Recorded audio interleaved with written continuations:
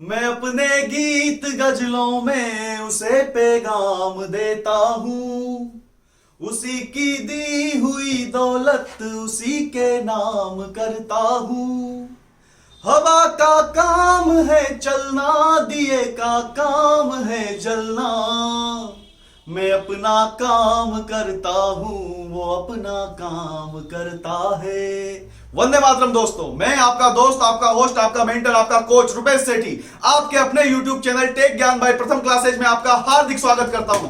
तो बताइए कैसे हैं आप लोग। और पिछली क्लासों में हम वेवेल योजना और शिमला समझौता तक पढ़ चुके थे। संविधान निर्माण का हमारा टॉपिक चल रहा है और आज हम इस संविधान वाली क्लास में कैबिनेट मिशन योजना पर चर्चा करेंगे। तो आइए शुरू करते हैं बिना किसी बकवास के। अगली बात देखिए भाई, अब बात करते हैं कैबिनेट मिशन की।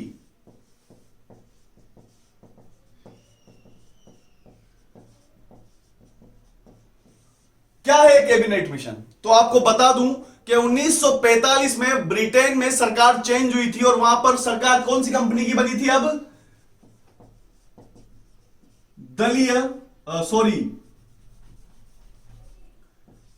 श्रमिक दल, जिसे आप इंग्लिश में बोलते हैं लेबर पार्टी।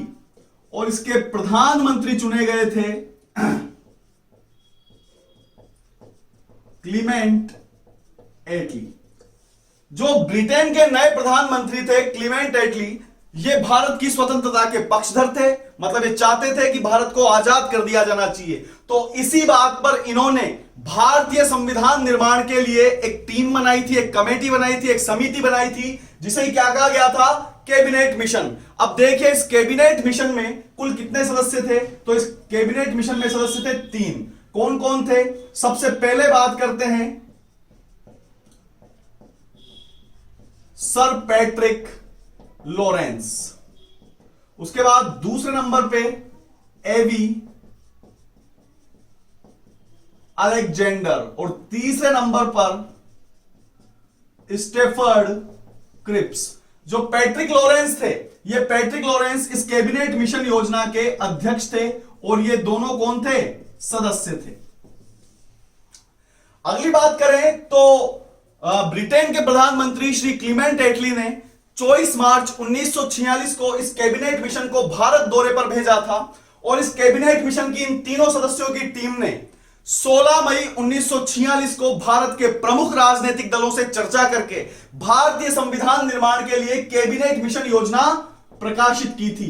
तो दो डेट्स आ रही है आपके सामने। पहली 24 मार्च 1946। जो 24 मार्च 1946 है, इस दिन यह दल भारत पहुंचा है और इसने योजना कर प्रकाशित की है 16 मई 1946 को। 16 मई 1946 को इस कैबिनेट मिशन ने भारत के राजनीतिक दलों से चर्चा करके कैबिनेट मिशन योजना का प्रकाशन किया है। अब अगर अपन बात करें कि इस कैबिनेट मिशन योजना के मुख्य प्रावधान क्या थे, तो मैं आपको बता दूं कि यहां से एक प्रश्न 100% बनता है। बड़े बड़े एग्जामों में बनता है, आरएस प्रवेश परीक्षा में बनता है, लास्ट ईयर सब इंस्पेक्टर परीक्षा में पूछा गया है यहां से प्रश्न। तो अब अपन इसके प्रावधानों पर चर्चा करते हैं, देखते हैं इसके क्या क्या प्रावधान थे।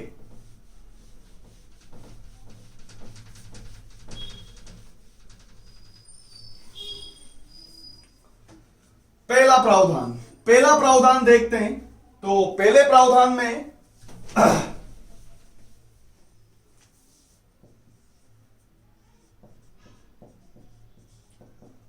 अखिल भारतीय संघ। अखिल भारतीय संघ का मतलब होता है कि एक पूरे भारत के लिए एक अखिल भारतीय संघ का निर्माण किया जाएगा, जिसमें ब्रिटिश भारतीय प्रांतों तथा देशी रियासतों का मिलना अनिवार्य था।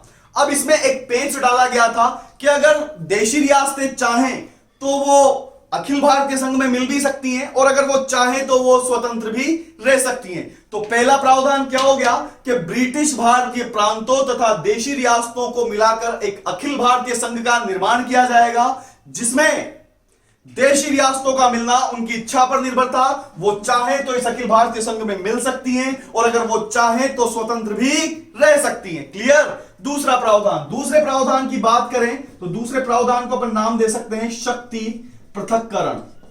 क्या था भाई ये शक्ति पृथक्करण? तो देखिए, शक्ति पृथक से तात्पर्य था कि शक्तियों को बांट दिया जाए। तो इस योजना के तहत जो विषय थे, जो शक्तियां थी, उन्हें दो भागों में बांटा गया, केंद्र सरकार और प्रांतीय सरकार। और इसके तहत केंद्र सरकार के अधीन केवल 3 विषय रखे गए। पहला कौन सा? रक्षा, दूसरा विदेश और तीसरा संचार। इन तीनों विषयों को केंद्र सरकार के अधीन रखा गया, बाकी सभी विषयों को प्रांतीय सरकारों के अधीन कर दिया गया था। क्लियर? तो देखिए, कैबिनेट मिशन योजना के तहत संपूर्ण विषयों को 2 भागों में बांटा गया, जिसके तहत केंद्र सरकार के अधीन केवल 3 विषय रखे गए, रक्षा, विदेश और संचार। बाकी समस्त विषयों पर कानून निर्माण करने की शक्ति किसे दे दी गई थी? प्रांतीय सरकारों को। क्लियर? अगली बात करते हैं। तो अगली बात करते हैं संविधान सभा के गठन से संबंधित। तो तीसरा प्रावधान आ रहा है संविधान सभा का गठन। अब संविधान सभा का जो गठन था वो इस अधिनियम, इस योजना की मुख्य प्रावधान था। कैसे? कि भाई इस समिति ने कहा था कि एक 389 सदस्यों की एक संविधान सभा का गठन किया जाएगा, जिसमें 292 सदस्य प्रांतों से, 4 सदस्य केंद्र शासित प्रदेशों से, जिन्हें चीफ कमिश्नरी क्षेत्र भी कहा जाता था, और 93 सदस्य देशी रियासतों से। यह इसका डायग्राम रहेगा कि 292 सदस्य तो कहां से आएंगे? ब्रिटिश भारतीय प्रांतों से। 4 सदस्य कहां से आएंगे? केंद्र शासित प्रदेशों से, जिन्हें हम क्या कहते हैं? चीफ कमिश्नरी क्षेत्र भी कहते हैं। और 93 जो सदस्य हैं वो देशी रियासतों से आएंगे। तो अब ऊपर के जो 296 सदस्य हैं, ये तो क्या होंगे? निर्वाचित होकर आएंगे, मतलब ये इलेक्टेड होंगे। और जो 93 सदस्य हैं क्या होंगे?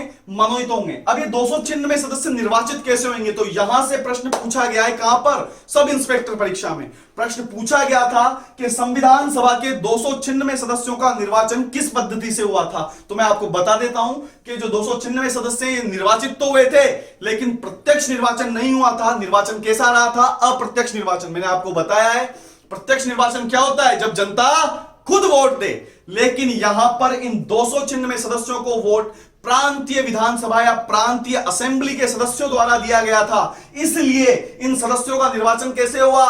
अप्रत्यक्ष रूप से एकल संक्रमणीय आनुपातिक प्रतिनिधित्व की प्रणाली द्वारा। क्लियर? और जो 93 सदस्य थे, इन 93 देशी रियासतों के सदस्यों को कैसे भेजा जाएगा? नियुक्त किया जाएगा उन रियासतों के राजाओं द्वारा। क्लियर? तो ये आपकी संविधान सभा होगी जो इस प्रकार से गठित की जाएगी। क्लियर? और ये सब सदस्य मिलकर क्या करेंगे? संविधान का निर्माण करेंगे। अब अगली बात करते हैं अगले प्रावधान की। तो अगला प्रावधान देखते हैं अपन, अंतरिम मंत्रिमंडल। देखिए भाई, इन 389 सदस्यों में से, संविधान सभा के 389 सदस्यों में से एक अंतरिम मंत्रिमंडल गठित की जाएगी, जो कितने सदस्यों की होगी? 14 सदस्यों की। एक 14 सदस्यों की अंतरिम मंत्रिमंडल होगी, जिसमें 6 सदस्य कहां से आएंगे? कांग्रेस से। 5 सदस्य कहां से आएंगे? मुस्लिम लीग से। 1 सदस्य उसमें सिख होगा, 1 सदस्य उसमें पारसी होगा, और 1 सदस्य एंग्लो इंडियन होगा। तो ये 14 सदस्यों की एक मंत्रिमंडल आएगी, जो कि अंतरिम सरकार के रूप में कार्य करेगी। लेकिन मैं आपको यहां पे एक बात बता देता हूं, ये जो 14 मिनिस्टर्स चुने गए हैं, ये 14 मिनिस्टर्स जो बने हैं, यहां पर आपको पता है कि 1947 में पाकिस्तान का विभाजन हो जाएगा, पाकिस्तान अलग हो जाएगा। तो उसके बाद इस मंत्रिमंडल को दोबारा से गठित किया जाएगा। तो एक बार तो अपन इस अंतरिम मंत्रिमंडल को यहां पर देख रहे हैं, और एक बार अपन आजादी के बाद देखेंगे, क्योंकि उसमें चेंजेस किए जाएंगे काफी सारे। क्लियर? अब आपको पता है कि 16 मई 1946 को यह योजना प्रकाशित हो चुकी है। तो यहां से फिर 2 प्रश्न बन रहे हैं कि कांग्रेस ने इस योजना को कब स्वीकार किया और मुस्लिम लीग ने इस योजना को कब स्वीकार किया। तो अगर बात करें मुस्लिम लीग की, तो मुस्लिम लीग ने इस योजना को स्वीकार किया 6 जून 1946 को। 6 जून 1946 को इस योजना को मुस्लिम लीग ने स्वीकार किया और कांग्रेस ने इस योजना को कब स्वीकार किया? 24 जून 1946 को। देखिए भाई, 6 जून 1946 को किसने? मुस्लिम लीग ने स्वीकार कर लिया है और 24 जून 1946 को कांग्रेस ने स्वीकार कर लिया है। मतलब अब इस योजना को हरी झंडी भारत के राजनीतिक दलों के द्वारा दे दी गई है। तो अब इस योजना को क्या किया जाएगा? प्रोसेस में लाया जाएगा। तो सबसे पहले क्या प्रोसेस में लाया जाएगा? संविधान सभा के इलेक्शंस या चुनाव। तो इन्हीं सब बातों को ध्यान में रखते हुए संविधान सभा के चुनाव किए गए थे। कब? जुलाई में। जुलाई में इन संविधान सभा के चुनाव हुए और उन चुनावों का जो परिणाम है वो क्या रहा था, तो उस पर चर्चा कर लेते हैं। टोटल इलेक्शन हुए थे 296 सीटों पर। आपको पता ही है निर्वाचित कितने होंगे? केवल 296, 292 प्लस 4। अब इन 296 सीटों पर जो चुनाव हुए उसमें से 208 सदस्य कहां से चुने गए? कांग्रेस से। 73 सदस्य कहां से चुने गए? मुस्लिम लीग से। और 15 सदस्य कहां से चुने गए? निर्दलीय प्लस अन्य दलों से।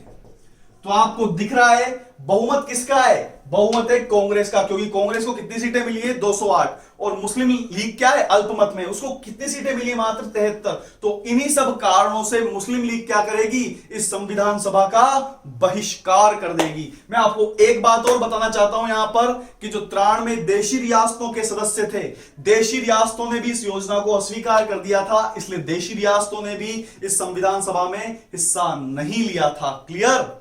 आगे बात करते हैं। तो ये चुनावों के परिणाम रहे जो कि जुलाई में आए और उसके बाद सितंबर 1946 में पंडित जवाहरलाल नेहरू के नेतृत्व में एक अंतरिम मंत्रिमंडल का गठन किया गया, जिसमें कुल कितने मंत्री थे? 14। मैंने आपको बताया अभी जस्ट। तो उन 14 मिनिस्टर्स के अपन नाम देख लेते हैं यहां पर। हाँ भाई, तो देखिए मैंने आपको बताया कि सितंबर 1946 में पंडित नेहरू के नेतृत्व में एक 14 सदस्यीय अंतरिम मंत्रिमंडल का गठन किया गया था। तो मैंने वहां पे आपको बताया था प्रावधानों में कि 6 मिनिस्टर्स तो कहां से आएंगे? 6 मिनिस्टर्स आएंगे कांग्रेस से। उसके बाद 5 मिनिस्टर्स कहां से आएंगे? वो मुस्लिम लीग से आएंगे। एक सिख होगा, एक पारसी होगा और एक एंग्लो इंडियन होगा। तो जो 14 सदस्यीय मंत्रिमंडल गठित किया था पंडित नेहरू के नेतृत्व में वो ये है। तो देखिए कांग्रेस के हैं 9 मिनिस्टर्स, जिसमें से 6 कांग्रेस के हैं, एक सिख है, सिख, उसके अलावा एंग्लो इंडियन और पारसी है CH बाबा। क्लियर? ये आपके एक सिख हो गया, ये आपके एक एंग्लो इंडियन हो गया और एक ये हो गया पारसी। तो ये तो 9 मिनिस्टर्स जो थे वो कांग्रेस से थे और ये 5 मिनिस्टर्स कहां से थे? मुस्लिम लीग से। तो देख लेते हैं कौन कौन से विभाग और कौन कौन से मंत्रालय का विभाजन किया गया था इसमें। तो सबसे पहले देखते हैं पंडित नेहरू। पंडित नेहरू को क्या बनाया गया था? प्रधानमंत्री। उसके बाद बात करें सरदार वल्लभ भाई पटेल की, तो सरदार वल्लभ भाई पटेल को गृह, रियासती विभाग तथा उप प्रधानमंत्री भी बनाया गया था। उसके बाद बलदेव सिंह को रक्षा मंत्री बनाया गया था, जॉन मथाई को औद्योगिक मंत्री, C राजगोपालाचारी को शिक्षा मंत्री और CH भाभा को खनन मंत्री। उसके अलावा डॉक्टर राजेंद्र प्रसाद को खाद्य एवं कृषि मंत्री, अरुणा आसफ अली को रेल मंत्रालय दिया गया और बाबू जगजीवन राम को श्रम मिनिस्टर या लेबर मिनिस्टर बनाया गया था। उसके अलावा मुस्लिम लीग के जो 5 मंत्री थे वो ये थे: लियाकत अली खान वित्त मंत्री, I चंद्रीगर वाणिज्य मंत्री, उसके बाद जोगेंद्र नाथ मंडल विधि मंत्री, गजनफर अली खान स्वास्थ्य मंत्री और लास्ट था अब्दुल रब निश्तार, जिन्हें संचार मंत्री बनाया गया। तो मैंने आपको पहले भी बताया, फिर बता रहा हूं मैं आपको कि जैसे ही पाकिस्तान और भारत का विभाजन होगा तो मुस्लिम लीग पाकिस्तान चली जाएगी और उसके बाद इस अंतरिम मंत्रिमंडल को दोबारा गठित किया जाएगा। तो इसमें चेंजेस आएंगे, वो मैं आपको जब स्वतंत्रता प्राप्त होगी उसके बाद बताऊंगा। पर ये इंपॉर्टेंट है अभी, क्योंकि ये किसके दृष्टि से इंपॉर्टेंट है? कैबिनेट मिशन की दृष्टि से। वो किसके बाद आएगा? स्वतंत्रता अधिनियम के पश्चात इसमें संशोधन होगा, उसको अपन अलग तरीके से देखेंगे। तो देखिए भाई, ये कैबिनेट मिशन योजना के प्रमुख प्रावधान थे जो कि कंप्लीट हुए हमारे। अब हम कल से किस पर चर्चा करेंगे? संविधान निर्माण पर। तो अब मेरा एक क्वेश्चन है आपसे मैंने आपको बताया है कि कैबिनेट मिशन योजना के तहत जो संविधान सभा गठित हुई है वो अप्रत्यक्ष रूप से निर्वाचित हुई थी। तो मेरा प्रश्न है कि भारत में पहली बार अप्रत्यक्ष निर्वाचन पद्धति तथा प्रत्यक्ष निर्वाचन पद्धति की शुरुआत कब से हुई? ये मेरा प्रश्न है। आप इसका उत्तर कहां दोगे मुझे? कमेंट सेक्शन में। उसके अलावा 4 लाइनें और है, वो और सुन लो बस, उसके बाद बाय करेंगे। तो किसी के दिल की मायूसी जहां से हो के गुजरी है, हमारी सारी चालाकी वहीं पे खो के गुजरी है। अब जवान लड़कों से कहना चाहूंगा, तुम्हारी और मेरी रात में बस फर्क है इतना, तुम्हारी सो के गुजरी है और मेरी रो के गुजरी है। शुक्रिया।